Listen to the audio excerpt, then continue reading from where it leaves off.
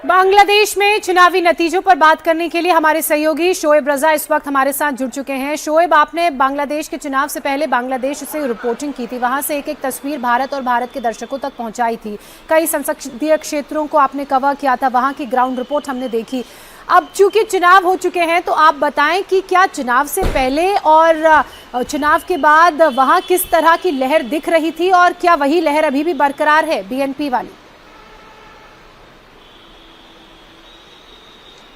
देखिए, इस चुनाव के जो नतीजे हैं इसमें कई तरह के जो फैक्टर है वो नजर आ रहे हैं। हालांकि पहले से भी इसका अंदाजा था। युवा, महिला, हिंदू, अल्पसंख्यक, ये तीनों ही फैक्टर है बीएनपी की जीत में सबसे बड़े, जिन्होंने पूरी तरीके से अपना जो वोट है बीएनपी को दिया है। इसके अलावा अवामी लीग का वहां बैन होना, यानी कि अवामी लीग ने चुनाव ही नहीं लड़ा और उसका भी पूरा जो वोट है वो बीएनपी को गया। जो लोग ये नहीं चाहते थे कि एक ऐसी विचारधारा सत्ता में आए जो जमात इस्लामी की विचारधारा है, यानी कि चाहे महिलाओं के खिलाफ का मामला हो, उन पर ये आरोप लगते रहे कि महिलाओं को आगे वो नहीं आने देती है, तमाम जो चीजें हैं, तो उन लोगों का पूरा वोट बीएनपी को गया। तो लोगों के पास कोई ऑप्शन नहीं था बीएनपी के अलावा, तो जाहिर सी बात है कि बीएनपी को ये बम्पर जीत मिलनी ही थी। हालांकि जो आंकड़ा है वो 200 के पार चला गया है। उम्मीद ये लग रही थी शायद 175 या 200 के दरमियान आंकड़ा रहेगा, लेकिन ये जीत और भी कुछ कहानी बयां करती है इस लिहाज से भी, क्योंकि खालिदा जिया की मैं आपको बीच में रोकना चाहूंगी। प्रधानमंत्री नरेंद्र मोदी ने बधाई दी है तारिक रहमान को। उन्होंने ट्वीट करके लिखा है कि प्रधानमंत्री नरेंद्र मोदी जो कह रहे हैं कि जीत की बधाई दे रहे हैं, उसके साथ साथ लिखा है कि ये जो जीत है वो लोगों पर आपका भरोसा दिखाती है। तो ऐसे में देखना होगा कि भारत और बांग्लादेश के संबंध अब क्या सुधरेंगे। तारिक रहमान अब प्रधानमंत्री बनने वाले हैं, ऐसे में प्रधानमंत्री मोदी ने जो उनको बधाई दी है, क्या इसके बाद दोनों देशों के संबंध सुधरेंगे? क्योंकि जिस तरीके से हालात बांग्लादेश और भारत के बीच में चल रहे थे, कोई अच्छी खबरें वहां से नहीं आ रही थी भारत के तौर पर, लेकिन अब क्या ये रिश्ते सुधरने वाले हैं, ये भी अब देखना होगा। क्योंकि शेख हसीना भारत में पहले ही पनाह ले चुकी हैं और उसके बाद जिस तरीके से यूनुस सरकार वहां पर चल रही थी, उनकी जिस तरीके से राजनीति वहां पर हो रही थी, भारत के लिए एक अच्छा संकेत बिल्कुल भी नहीं था। लेकिन अब तारिक रहमान से मिले भी थे एस जयशंकर जाकर उनकी माता के निधन पर, और अब देखना होगा कि भारत के लिए बांग्लादेश किस तरीके का रुख अपनाता है, किस तरीके से दोनों के रिश्तों में सुधार होता है। शोएब लगातार हमारे साथ बने हुए हैं। शोएब, देखिए, भारत से भी बधाई संदेश पहुंच चुका है बांग्लादेश और वहां के अब जो कुछ ही दिनों बाद प्रधानमंत्री नियुक्त किए जाएंगे, ये वो ट्वीट प्रधानमंत्री नरेंद्र मोदी का हम दिखा रहे हैं जो उन्होंने तारिक रहमान को लिखा है। प्रधानमंत्री ने लिखा कि I convey my warm congratulations to mister Tariq Rahman on leading BNP to a decisive victory in the parliamentary election in Bangladesh. This victory shows the thirst of the people of Bangladesh in your leadership. सीधे सीधे प्रधानमंत्री नरेंद्र मोदी तारिक रहमान के लिए कह रहे हैं कि जिस तरह से उनकी लीडरशिप है, उस लीडरशिप से बांग्लादेश के लोगों को बहुत उम्मीद है और उसी उम्मीद का जो भरोसा है वो बांग्लादेश की जनता ने तारिक रहमान पर ये भरोसा जताया है।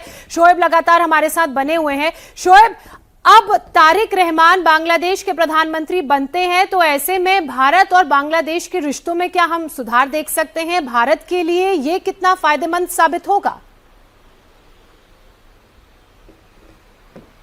देखिए, अगर इतिहास को हम देखते हैं 2001 में जब खालिदा जिया जो तारिक रहमान की मां है वो प्रधानमंत्री बनी थी, उस वक्त भारत के रिश्ते बहुत अच्छे नहीं थे और डील करने में बहुत ज्यादा परेशानी का सामना करना पड़ा था बांग्लादेश और भारत को।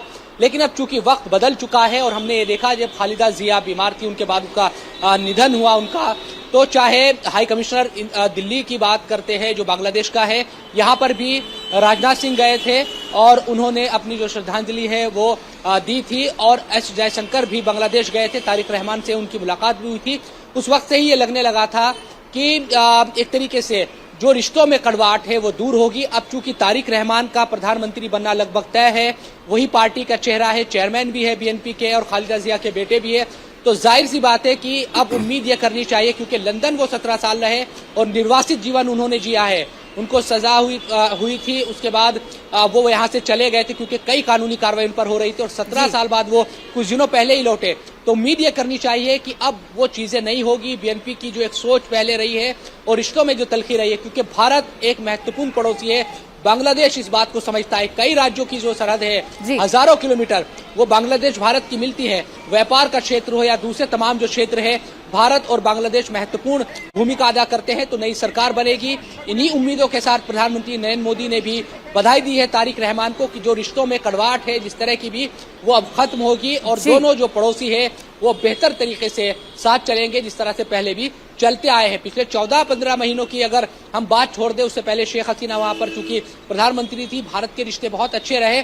तो ये जो यूनुस सरकार का जो कार्यकाल रहा है, अंतरिम जो सरकार थी यूनुस की, तो यकीनन उस दौरान थोड़ा तलखी भी रही भारत और बांग्लादेश के रिश्ते में। लेकिन अब चूंकि जनता द्वारा चुनी हुई सरकार बनेगी और ये तारिक रहमान उसके प्रधानमंत्री बनेंगे, तो जाहिर सी बात है कि अब उम्मीद करनी चाहिए कि जो स्थिति है वो अब बदलेगी और रिश्ते अच्छे होंगे। बिल्कुल, ये देखना होगा शोएब। लेकिन एक चीज और, प्रधानमंत्री ने ये कहा कि भारत हमेशा बांग्लादेश के साथ खड़ा रहेगा और जिस तरीके से पिछले दिनों में घटनाएं देखी, खासतौर पर हिंदुओं के खिलाफ कई हिंदुओं को टारगेट किया गया, लेकिन क्या अब लोगों का भी मन बदलेगा? जो सरहदें मिलती हैं, क्या अब दिल भी मिलेंगे? क्या ऐसी भी संभावना हो सकती है? देखिए, हमने पूरे चुनाव प्रचार के दौरान देखा कि बीएनपी की तरफ से और खासतौर पर तारिक रहमान की तरफ से भी उनके तकरीरें, जो भाषण रहे चुनाव प्रचार में, उनको भी सुना तो वो यकीनन ये कहते नजर आए कि हर किसी का जो भी अधिकार है उसको सुनिश्चित किया जाएगा हमारी सरकार में।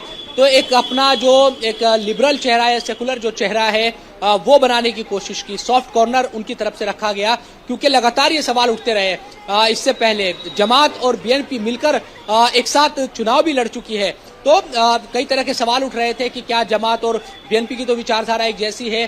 तो चुनाव के दौरान हम देखा कि तारिक रहमान उस छवि को बदलते दिखे थे। अब सरकार चूंकि बनने जा रही है, ये निर्धारित हो चला है, आंकड़ा उनके पक्ष में आ गया है, तो यकीनन इन तमाम चीजों को उनको दिखाना भी होगा। और अंतर्राष्ट्रीय बहुत सारे ऑब्जर्वर वहां पर गए हुए, कई देशों के, बहुत सारी देशों की मीडिया इस वक्त ढाका में है, बांग्लादेश के अलग अलग हिस्सों में है। तो तमाम लोग इन तमाम चीजों पर नजर भी रख रहे हैं, क्या वाकई जिन चीजों को लेकर प्रचार किया गया बांग्लादेश में चुनाव प्रचार के दौरान, बीएनपी ने जो तमाम चीजें कही, क्या वो तमाम चीजों पर अमल भी करती नजर आएगी। इसके अलावा जहां तक जनमत संग्रह की बात है, उसको भी सपोर्ट मिला है बांग्लादेश की जनता का। तो जो संवैधानिक सुधार की बात थी, जो जुलाई चार्टर में जिन बिंदुओं पर जो भी बातें लिखी गई है, उन तमाम चीजों को भी 180 दिनों के अंदर वो संवैधानिक ढांचों में जो भी बदलाव है वो किया जाएगा और उसके बाद चीजें आगे बढ़ेगी। बिल्कुल, तो 73% समर्थन जुलाई चार्टर को मिला है। संविधान सुधारों के प्रावधानों पर अब काम किया जाएगा।